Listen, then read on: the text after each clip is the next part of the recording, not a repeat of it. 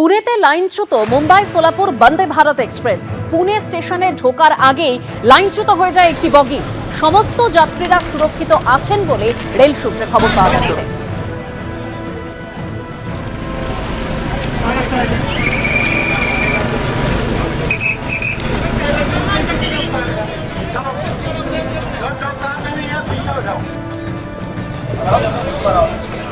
পুনেতে লাইনচ্যুত মুম্বাই সোলাপুর বন্দে ভারত এক্সপ্রেস। পুনে স্টেশনে ঢোকার আগে একটি বগি লাইনচ্যুত হয়ে যায় বলেই খবর। তবে রেল সূত্রে এখনো যা খবর পাওয়া যাচ্ছে যে সমস্ত যাত্রীরাই সুরক্ষিত আছেন।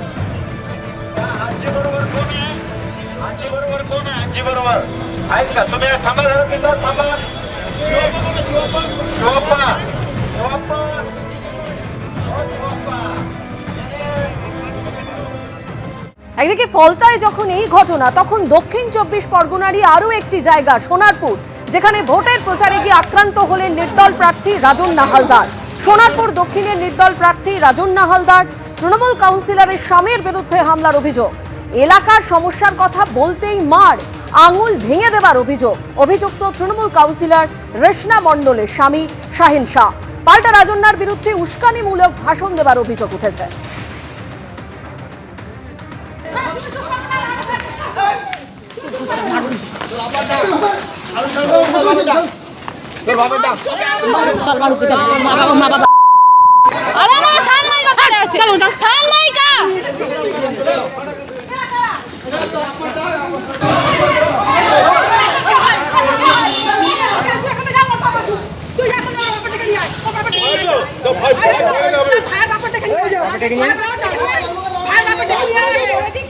আমি দাঁড়িয়ে আছি, আমি শুনছি।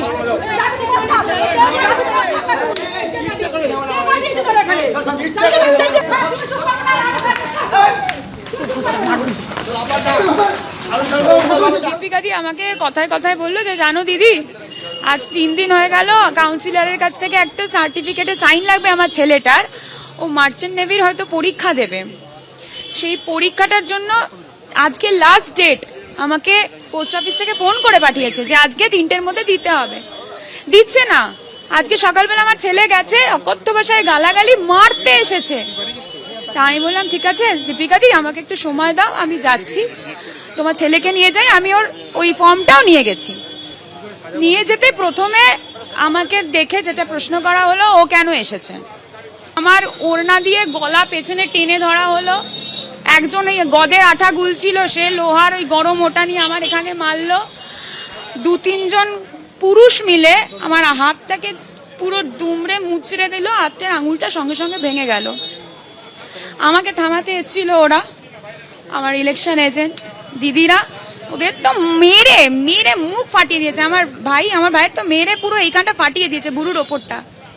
রাজন্না হালদারকে মারধর করা হয়েছে কিনা সেটা তো ওরাই বলতে পারবে, কেননা ওরা নিজেরা যেভাবে রাজনীতি করছেন ওনারাই জানেন কিভাবে মিথ্যা বলতে হয়। আর আমাদের যেখানে আমাদের পাড়ার মধ্যে গিয়ে, মানে আমাদের ওয়ার্ডে গিয়ে যেভাবে মিথ্যা বা উস্কানিমূলক কথাবার্তার মাধ্যমে আমাদের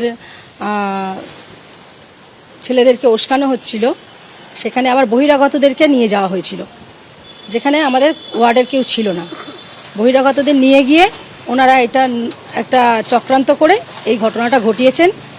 এটা আমরা পুলিশ তদন্ত করছে, আমরা থানায় জানিয়েছি, পুলিশের ইসিআইতে জানিয়েছি। ওনারা দেখুক, তদন্ত করুক, যেখানে ওনারা আইনি ব্যবস্থা নেবেন। হ্যাঁ অবশ্যই, আমাদের ছেলেদেরকেও মারধর করা হয়েছে উস্কানিমূলক কথাবার্তা বলে। যখন তারা প্রতিবাদ করতে যায় তাদের উপর চড়াও হয়েছেন। তারপরে আমাদের মহিলারাও ছিলেন, তাদেরকেও কিল ঘুষি মানে লাথি যে যেরকম পেরেছে ওনারা।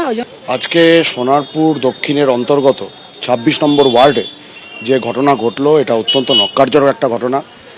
ইলেকশনে যে কেউ দাঁড়াতে পারেন, কেউ দলের হয়ে দাঁড়ান, কেউ নির্দলের হয়ে দাঁড়ান। আজকে সোনারপুর দক্ষিণের নির্দল প্রার্থী রাজন্না হালদার, তিনি 26 নম্বর ওয়ার্ডে তিনি গেছিলেন, প্রচারে গেছিলেন, সমর্থকদের সঙ্গে দেখা করতে গেছিলেন। সেই সময় দাঁড়িয়ে তার উপর যেভাবে তৃণমূল কংগ্রেসের কাউন্সিলরের স্বামী, যিনি আসলে প্রকৃতপক্ষে কাউন্সিলরের কাজটা করেন তার বউকে অন্ধকারে রেখে, তো তিনি যেরকমভাবে একটা দুর্বৃত্তায়ন করলেন রাজনীতির মধ্যে, যা আমরা দেখলাম, এটা নক্কারজনক ঘটনা। সোনারপুরে মাটি এই ধরনের ছিল না। আজকে এই তৃণমূল কংগ্রেস যে ধরনের একটা ঘটনা ঘটাচ্ছে, গোটা সোনারপুরকে কলুষিত করছে। এবিপি আনন্দ, এগিয়ে থাকে, এগিয়ে রাখে।